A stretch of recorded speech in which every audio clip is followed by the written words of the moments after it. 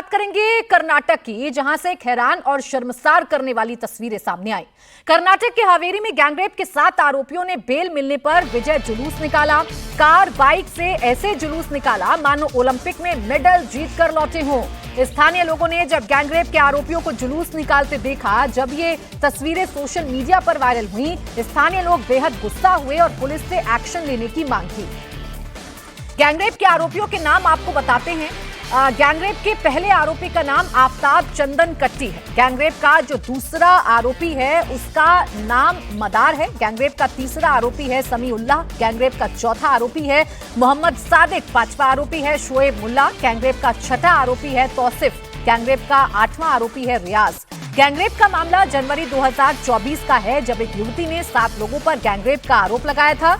आरोपियों ने एक लॉज में जबरन घुसकर युवती के साथ गैंगरेप किया था।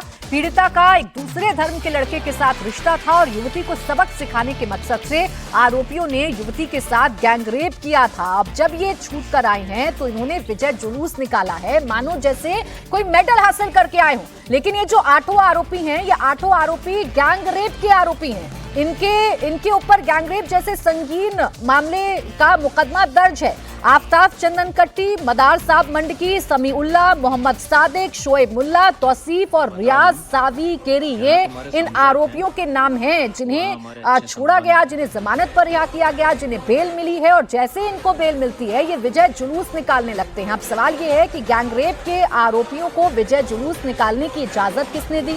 पुलिस क्या कर रही थी? और ये किस बात का सेलिब्रेशन जो है वो इनकी तरफ से किया जा रहा था? मेरे सहयोगी टी राघवन इस वक्त हमारे साथ जुड़ गए। राघवन, ये तो हैरान करने वाली, चौंकाने वाली तस्वीरें हैं ना। गैंगरेप के आरोपी हैं, संगीन मामला इन पर दर्ज है, बेल इनको मिलती है। किस बात का जुलूस निकाला जा रहा था और क्या कर रही थी पुलिस?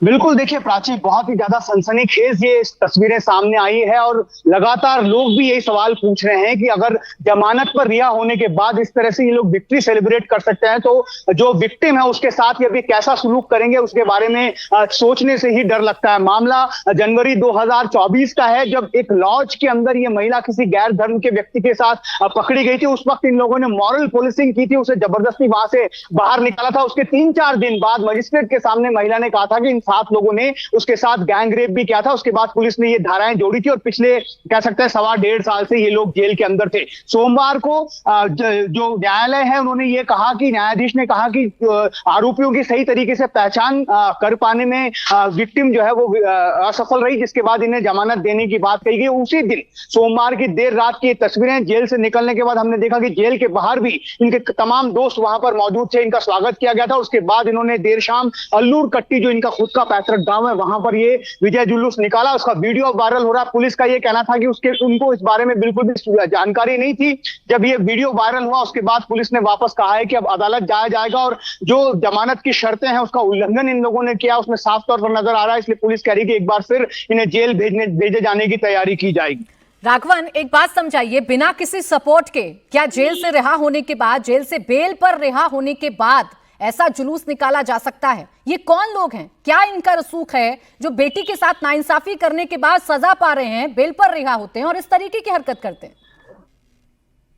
ये देखिए प्राची, जहां तक इनके बैकग्राउंड की बात है, ऐसी कोई जानकारी अभी तक सामने नहीं आई है जिससे हम ये कह सकें कि इनका कोई पॉलिटिकल कनेक्ट है या फिर किसी बहुत बड़े बिजनेसमैन या फिर किसी अमीर आदमी के ये लोग से रिलेटेड हैं। ऐसी कोई जानकारी अभी तक सामने नहीं आई है। लेकिन ये माना जा सकता है कि जिस गांव के ये लोग रहने वाले हैं, अल्लूर कट्टी, वहां पर एक बहुत बड़ा गैंग इनके दोस्तों का है। जो ये 12-13 आरोपी इस मामले में पकड़े गए थे। उसके अलावा भी जब हमने जेल के बाहर जब ये निकल रहे थे उस वक्त देखा कि कम से कम 15-20 लोग इनके दोस्त जो थे वो इनको वहां पर रिसीव करने आए हुए थे। तो इन सब तमाम लोगों ने मिलकर ये विजय जुलूस निकाला है, क्योंकि इनका लगातार अदालत के सामने ये कहना था कि गैंगरेप जैसी कोई वारदात वहां पर नहीं हुई थी। इन्होंने सिर्फ चूंकि वो लड़की इस्लाम धर्म के खिलाफ काम कर रही थी इसीलिए उसे रोका था। लेकिन अब जब मामला चल रहा है, चार्जशीट दायर हो चुकी है, गैंगरेप पे इन पर धाराएं लगी हुई है, उसके बाद जमानत पर रिहा होकर विक्ट्री सेलिब्रेशन करना वाकई में सबको चौंका देता है।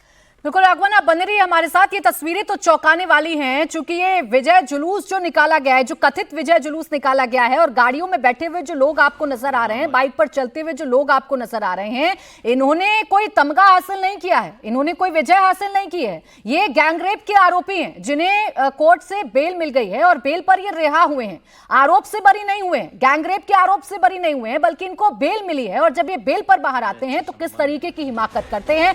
सवाल ये है कि पुलिस इस वक्त क्या कर रही थी, सवाल यह है कि प्रशासन इस वक्त क्या कर रहा था जब विजय जुलूस निकाला जा रहा था। अब जब ऐसा कृत्य किया जाएगा तो पीड़िता को कैसे इंसाफ मिलेगा, यह अपने आप में बड़ा सवाल है।